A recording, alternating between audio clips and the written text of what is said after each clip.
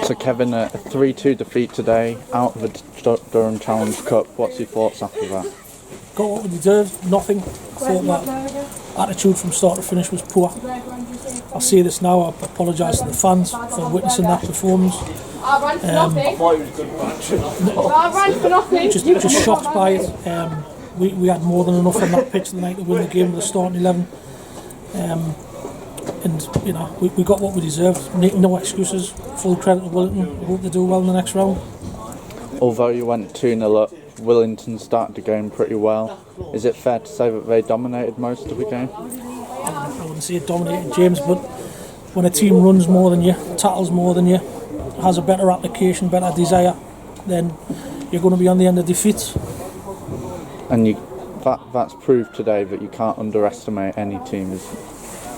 No, and like I said, in fairness, we've never really we've always showed a good attitude against the other teams, but at the end of the day tonight just wasn't good enough, and I reiterate it again. I apologise to the fans for witnessing that, because that's not what we're about. And I can't put my finger on it. We've just had a chat in there with the players and what have you, but we've got to put it behind us now and move on.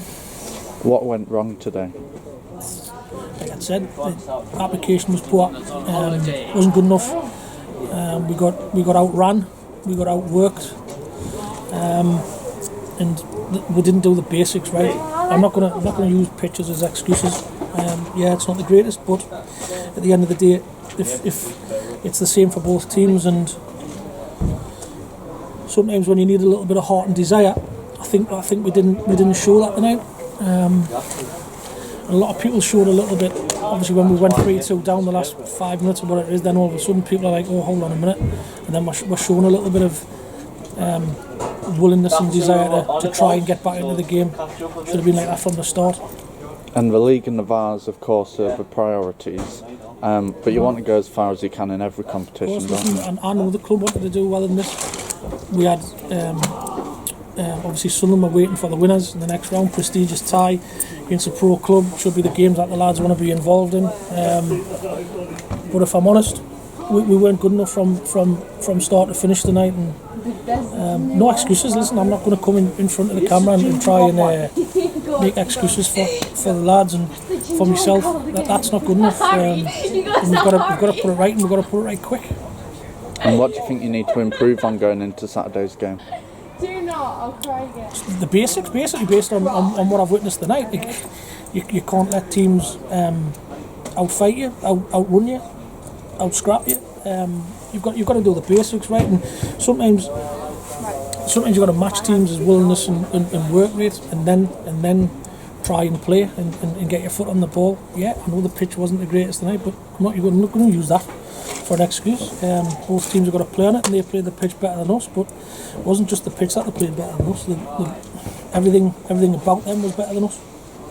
And looking towards Saturday, Sunderland RCA at home, does this defeat make it even bigger a game now?